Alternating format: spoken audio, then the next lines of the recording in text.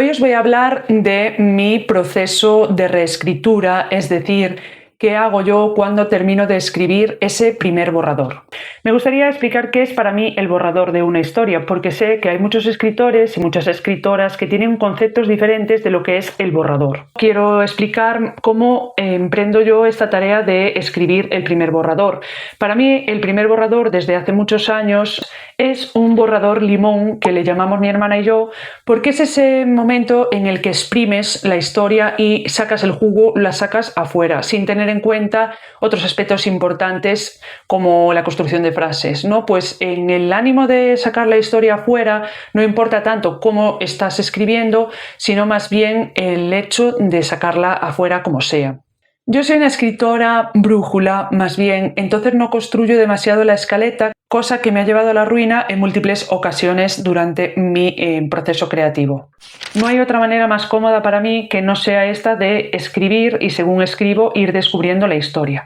Por tanto, mis borradores son un poquito caóticos, así que lo primero que hago es imprimirlo en papel. Este primer paso nunca me lo salto porque es muy importante para mí ver la historia en el papel, porque parece que cuando está impresa como que puedo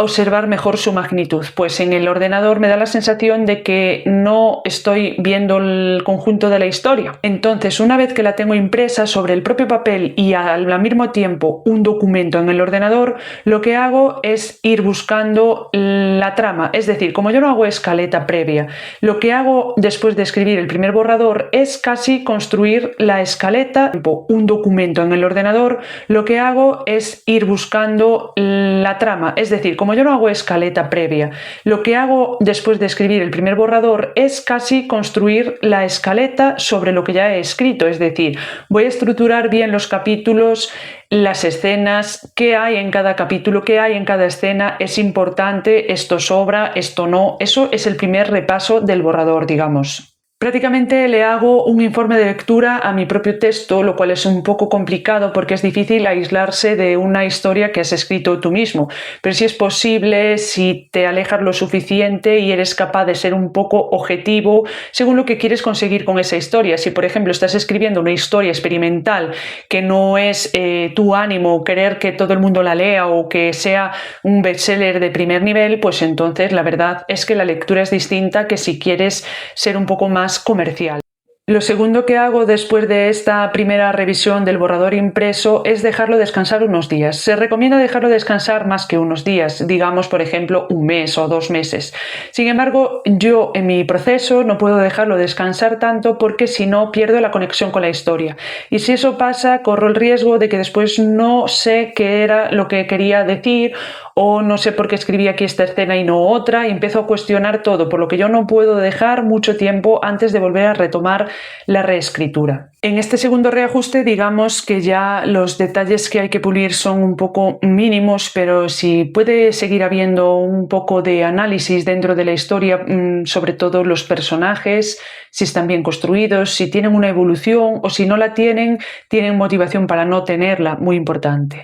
A mí me gusta, por ejemplo, hacer capítulos equilibrados, es decir, que cada capítulo tenga más o menos el mismo número de palabras o de páginas, y esto a veces es un poco desastre porque me esfuerzo muchas veces a escribir más o menos de lo que quizás la historia me llama. Y en esto no hay que ser muy rígidos porque los capítulos deberían durar lo necesario, es decir, lo que necesitan en ese momento, lo que necesita la trama es lo que debería durar el capítulo. Mi tercer paso, después de estos ajustes y análisis, ya estaría como en el penúltimo borrador, que sería como el cuarto o el quinto, no lo sé,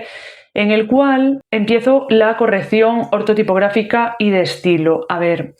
es muy importante que siempre que podáis contratéis a un corrector profesional de estilo y ortotipográfico para vuestras novelas. No siempre es posible porque la verdad es que es un servicio bastante caro y también hay que encontrar a un profesional que lo lleve a cabo de una manera correcta, porque después hay algunos que ofrecen este servicio y no lo hacen bien. Por último, el borrador definitivo, ese que está nombrado en la carpeta como este es el final sí o sí, te lo juro de verdad, que todos sabemos que no es el final, pero bueno, bueno, en algún momento hay que poner un punto final, es que cuando ya considero que la historia está todo lo bien que puedo hacerla en ese momento. A lo mejor vuelvo dentro de un año porque esa historia estuvo buscando editoriales o porque la tuve en reposo y resulta que vuelvo en un año y veo los párrafos y digo, bueno, esto podría haberlo hecho mucho mejor, pero en ese momento es lo mejor que pude hacer, por tanto ahí lo dejo y ya es el borrador definitivo el que se convierte en manuscrito. Esta es mi manera de enfrentarme a la reescritura y a la edición desde una perspectiva de escritor de descubrimiento, sobre todo,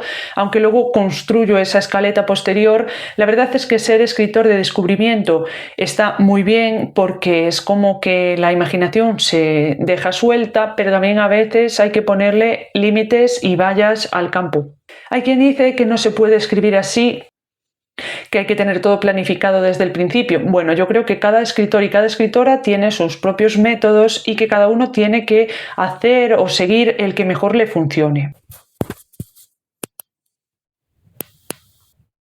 No. Espero que estos pasos os hayan ayudado en esta fase de la reescritura que a veces da auténticos dolores de cabeza. Hay otros escritores que la tienen como favorita. Os recomiendo también mucho este libro, que siempre lo menciono cuando hablo de reescritura, porque la verdad es que tiene consejos muy valiosos que os pueden ser útiles en estos momentos. Gracias por estar al otro lado, os leo en comentarios.